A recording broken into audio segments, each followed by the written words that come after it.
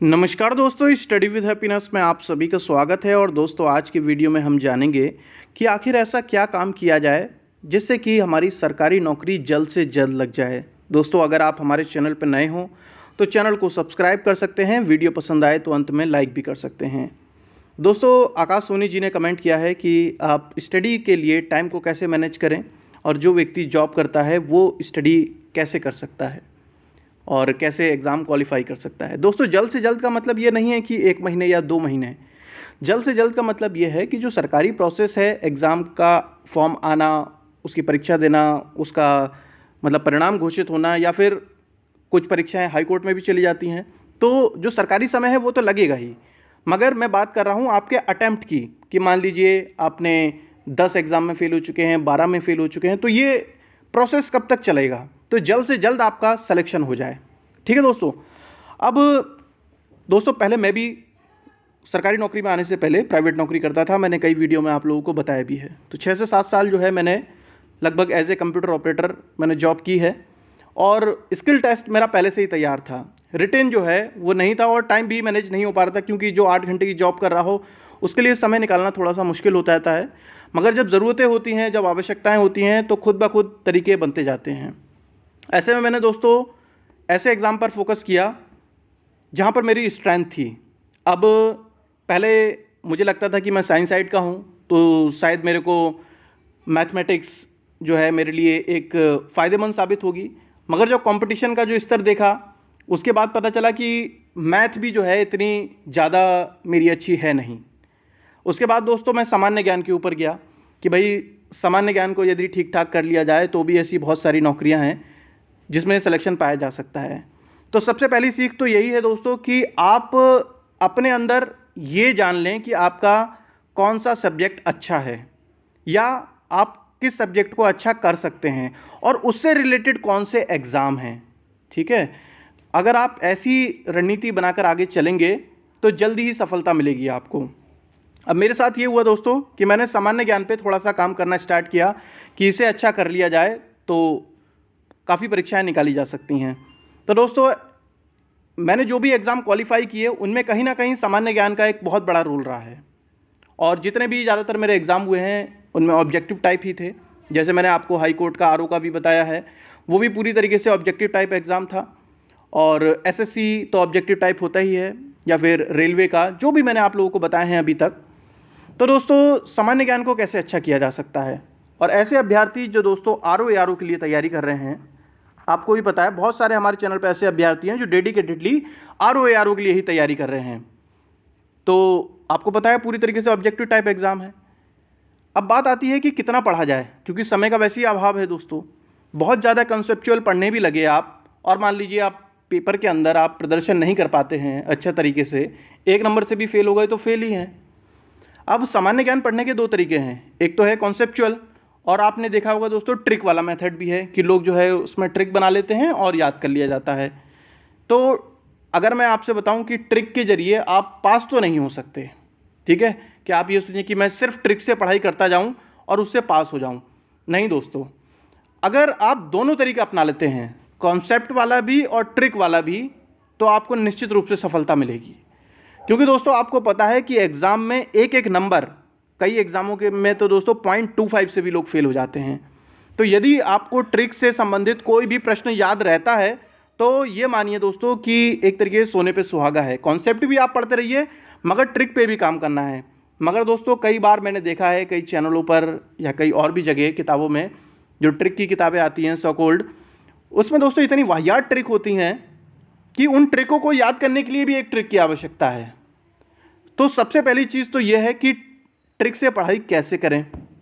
दोस्तों, यदि ट्रिक के क्रिएटर आप स्वयं हैं तो वो ट्रिक आपको बहुत लंबे समय तक याद रहने वाली है। इस चीज़ को बहुत बारीकी से समझिए दोस्तों कि जिस ट्रिक का निर्माण आपने किया है सामान्य ज्ञान से संबंधित या किसी भी विषय में, वो आपके लिए बहुत लॉन्ग टर्म के लिए रहने वाली है, और जिसका किसी और ने किया है वो उसके लिए है।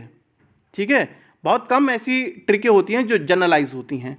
मान लीजिए कोई मेरे को क्वेश्चन याद है और पर्टिकुलर उस मूवी में था वो उसका मतलब कॉन्सेप्ट, मूवी से मैंने वो ट्रिक बना रखी है। वो मूवी मैंने ही तो देखी है, हो सकता है आपने ना देखी हो, है ना। तो इसलिए ट्रिक पे भी काम करना है। ट्रिक से क्या होता है कि समय कम बचता है और एक्यूरेसी आती है। ट्रिक वाले क्वेश्चनों में सबसे बढ़िया चीज़ ये है दोस्तों कि उसमें गलत नहीं होता। 99.9% जो है वो ट्रिक काम करती है यदि उस तरीके का क्वेश्चन आ गया तो आपको दोनों ही मेथड अपनाने हैं सामान्य ज्ञान के लिए। और जो दोस्तों ट्रिक वाला मेथड है वो सिर्फ तभी काम करेगा जहां पर ऑब्जेक्टिव टाइप एग्जाम होगा। जहां पर भी डिस्क्रिप्टिव होगा वहां पर ट्रिक काम नहीं करेगी। ऑब्जेक्टिव टाइप में होता यह है कि 4 ऑप्शन है और आपने जो कनेक्शन बना रखा है क्वेश्चन और आंसर का, वो देखते ही आपके दिमाग में रिकॉल हो जाएगा कि भाई इसका आंसर ये वाला था। तो आप लोगों से मैं कहूँगा कि आप जो है ट्रिक बनाना शुरू कीजिए। अब कई अभ्यर्थी कहेंगे कि हमें ट्रिक नहीं बनाने आती थी। मुझे भी नहीं आती थी दोस्तों शुरुआत में। और हमारे ही शहर में एक बार आज से लगभग 5-6 साल पहले एक मेमोरी गुरु आए थे, उनसे मैंने ट्रेनिंग ली थी, तो उन्होंने काफ़ी कुछ सिखाया था। अब जैसे मैं एग्जाम्पल के लिए आपको बताता हूँ, आपका जो राइट ब्रेन है वो कितनी स्पीड से काम करता है और कितनी उसकी एक्यूरेसी है। एग्जाम्पल आप अभी देखिए दोस्तों। यदि मैं आपसे कहूँ कि बाहुबली मूवी में गोविंदा का क्या काम था, आप 1 सेकंड के आंसर देंगे कि गोविंदा का कोई काम नहीं था। अब दोस्तों ये बताइए कि बाहुबली मूवी आप रोज़ देख रहे हैं? नहीं देख रहे हैं। हो सकता है आपने 1 साल पहले देखी हो सकता है 2 साल पहले देखी हो, मगर जो आपका राइट ब्रेन है, जैसे ही मैंने बाहुबली का नाम लिया, दिमाग ने पूरी मूवी चलाई आपके दिमाग के अंदर और आंसर ये आ गया 1 सेकंड में। 3 घंटे की मूवी चली और आंसर आया कि गोविंदा इज़ नॉट फाउंड। था ही नहीं उस मूवी के अंदर। तो ये है हमारी राइट ब्रेन की ताकत। तो दोस्तों यदि हम क्रिएटिव ढंग से अगर हम पढ़ाई करने लगें तो निश्चित रूप से जो है आपको क्वेश्चन लंबे समय के लिए भी याद रहेंगे। दोस्तों इस समय मटेरियल की कोई कमी नहीं है, चाहे इंटरनेट हो, यूट्यूब हो, कहीं पर भी या लोगों के पास किताबें हों, मटेरियल बहुत है। समस्या ये है कि रिकॉल नहीं हो पा रहा पेपर में। हम पढ़ के तो सब कुछ गए, याद ही नहीं आ रहा।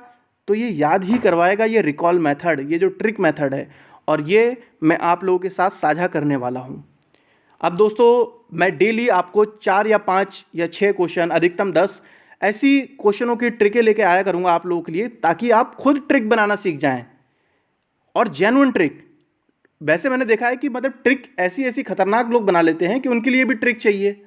तो दोस्तों सबसे पहली चीज़ तो यह है कि आपको खुद बनाना सीखना है, और वो मैं अब रेगुलर जो है इस तरीके की जीके ट्रिक से आप लोगों के लिए वीडियो लेकर आऊँगा, जिसमें कि आप खुद सीख पाएंगे कि कैसे और बेहतर ट्रिक बनाई जा सकती है।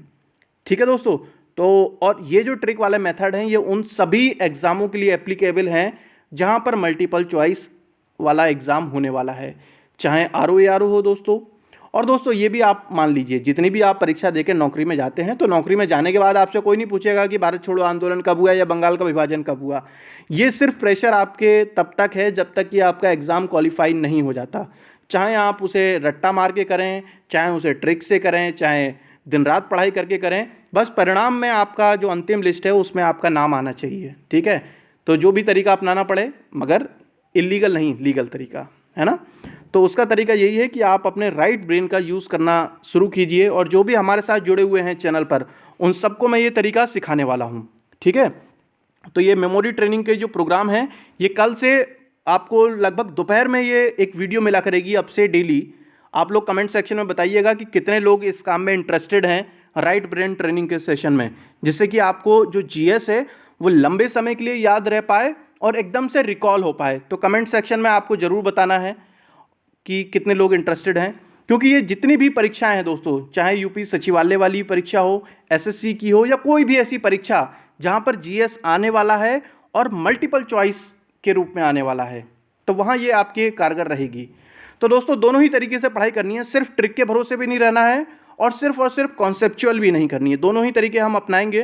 तो इसके लिए दोस्तों कॉन्सेप्ट वाले के लिए तो हम रात को चला ही रहे हैं मॉक टेस्ट वाली सीरीज़। अभी इस समय ज्योग्राफी की चल रही है, तो वहाँ पर मैं आपको डेली 50 प्रश्नों का जो टेस्ट होता है वो कंडक्ट करा रहा हूँ मैं।